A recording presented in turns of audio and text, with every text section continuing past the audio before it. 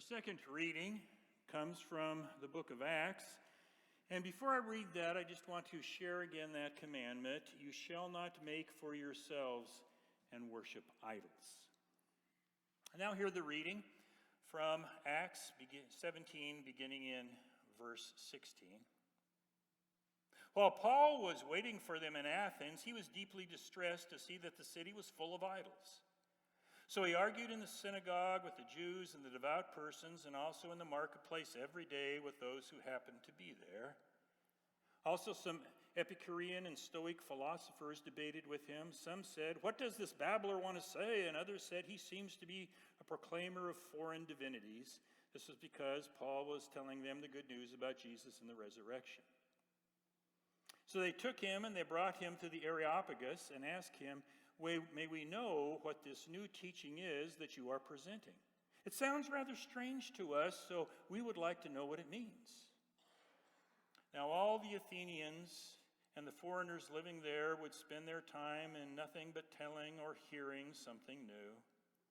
Then Paul stood in the front of the Areopagus and said, "Athenians, I see how extremely religious you are in every way.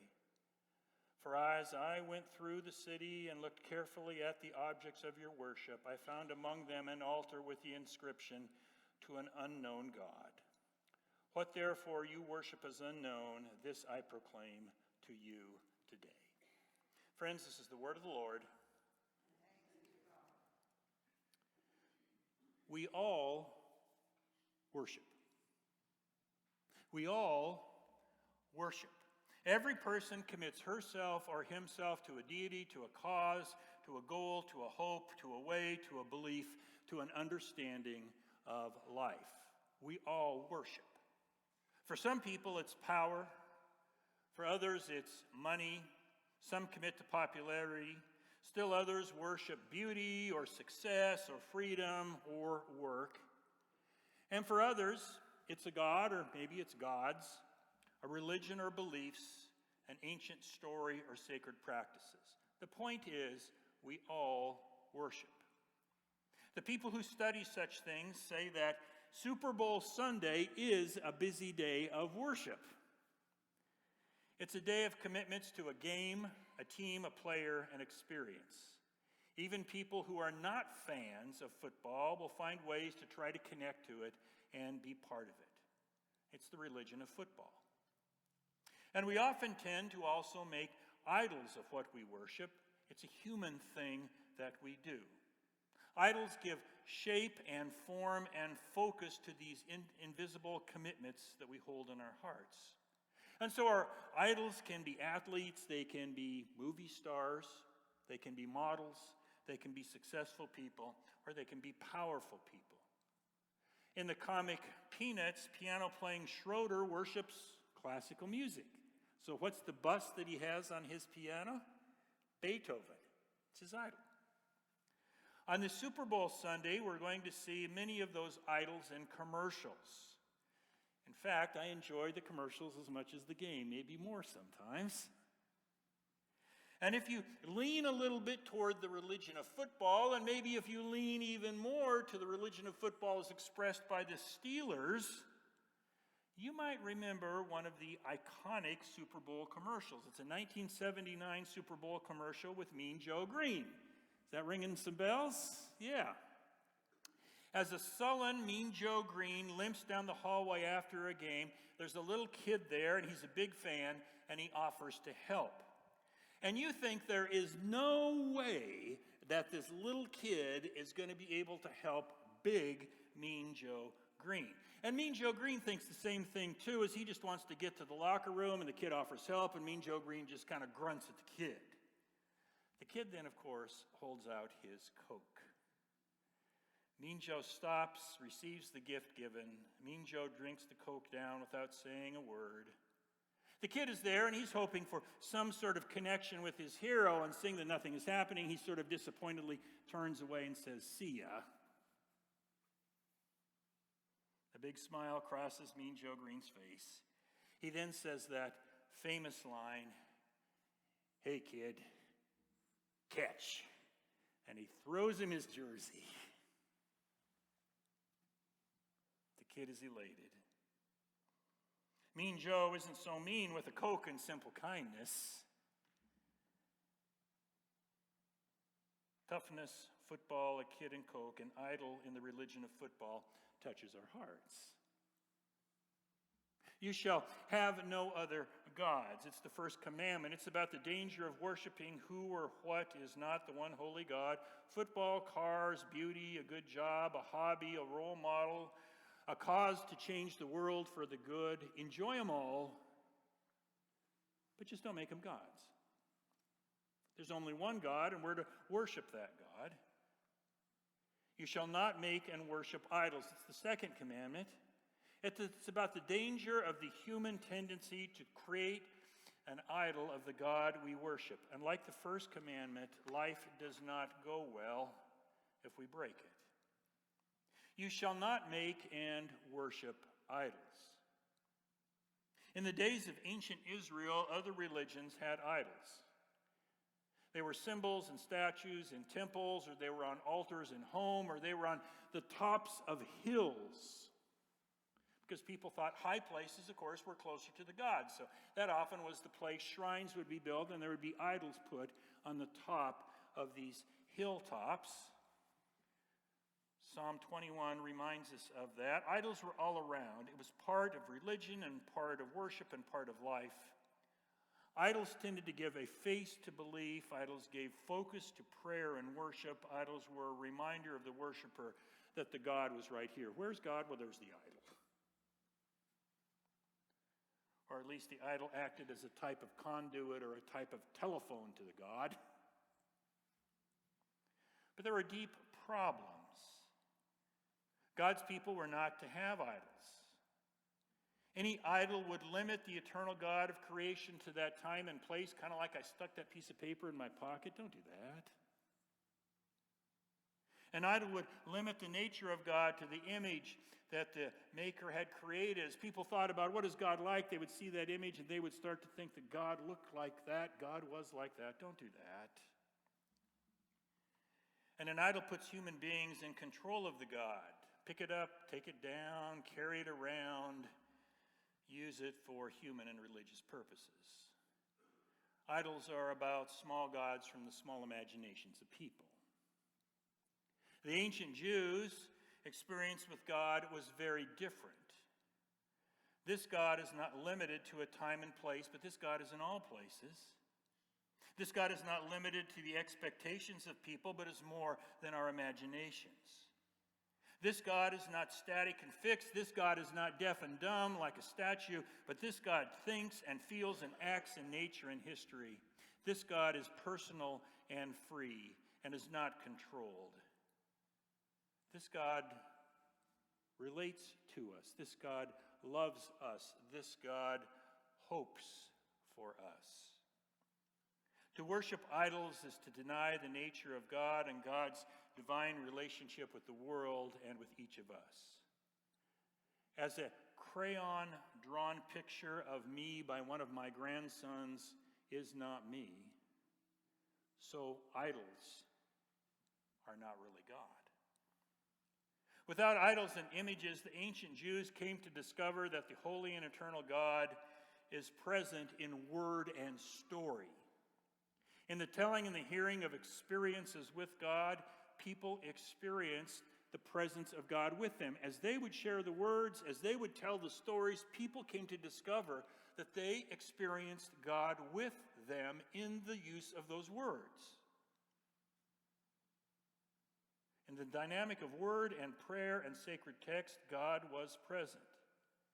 Unlike the small and limiting ways of idols, ancient stories and holy words were like these vessels that held the presence of God. Words invite personal relationship. But it doesn't take long for things to go sideways. In the text that Lisa read for us, while Moses is still up on the mountain receiving the Ten Commandments and the law from God, God's words, the people say, we want an idol. While Moses is getting God's words, the people want a simple image. It's the temptation that's common to human beings. We want something less that we can control rather than a relationship with the holy God. So despite the experience of God's saving them in the Exodus from Egyptian slavery, and despite all of God's care for them, God's people demand an idol. They want to create their own god. A golden calf is made a common idol. The holy God of creation has now been reduced down to an idol just like other religions. And when Moses comes down from the mountain, he throws the stone tablets down, the tablets with the 10 commandments on them. They break because the covenant, the people's relationship with God, has been broken. You cannot worship idols and have a relationship with the living God.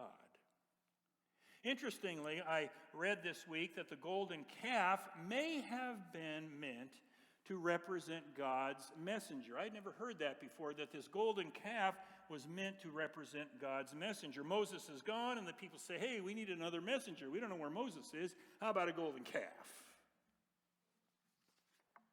And the messenger then becomes worshipped as God. The confusion of God with the messenger, with the priest, with the pastor, with the prophet, it's a common problem in religion. Years ago, when I lived in Seattle, I was in the produce section of a local grocery store when I heard this voice say, "Look, Mom, it's God." Now, I'll have to say, I don't hear that very often when I'm in a grocery store. So I was curious, and so I started looking around, and then I heard it again. "Look, Mom, it's God." And then I saw what was going on. One of the kids who had come forward during the children's message and worship at church was in the store with his mom. And because I had shared the children's message, you see what was going on? The little boy was confusing me with God. So his mom smiled and bent down and said, "No, that's not God. That's just Glenn. It's just Glenn." From God to Glenn, so it has seemed to have gone. But the mother was absolutely right, wasn't she? Anytime there is confusion between a messenger and God, we're starting to wander into idolatry. And that's an important message in any church today. You shall not make and worship idols. So fast forward about 1,500 years from the giving of the 10 Commandments in Exodus. Come with Paul to Athens in that text I read from Acts 17. Athens, it's a Greek city with a long history of philosophy and learning. It's a place where people like to talk about life and religion and gods and truth. And there's lots of religions there. There's lots of temples there. There's lots of idols there. And Paul comes there to share about Jesus. And while he's there, he notices all the shrines and the temples and the idols. But there's this one shrine he notices. There's this one shrine. And it has the simple words there, "To an unknown God." There's no idol there. There's just this empty space for another God they don't know about yet. So Paul uses that, and he comes and he says, "I want to tell you about this unknown God." But notice he doesn't use idols in his message. Paul does not put up an idol in the shrine. Rather, he tells a story. Paul uses words. He speaks of Jesus. Amidst all the idols, the living God is present in the stories of Jesus Christ, and that's what Paul shares. 16th century Protestant reformer John Calvin is reported to have said, "With all the relics that are claimed from the cross of Jesus Christ in churches today, someone could build a fleet of boats." His point was, of course, that there could not be that many pieces of the cross out in all these churches. But the bigger issue that Calvin was addressing was holy relics, the problem when relics become idols. For hundreds of years, religious superstition in Christian churches had grown. Statues and relics and saints were worshipped as gods, or at least as some sort of conduit to the one God. It was the problem of the golden calf happening all over again. And the Protestant response was to get rid of all the idols. Unfortunately, as things happened, the pendulum swung out in an extreme way in some places, and beautiful works of art were destroyed and defaced. Imagine what would have happened if they would have defaced the Sistine Chapel. You shall not make and worship idols. It's still a problem, though it looks a little different today. As I said, pastors can become idols. But remember, it's not God, it's just Glenn, or it's just Lisa, or it's just this pastor, or it's just that pastor. Religious leaders are not gods.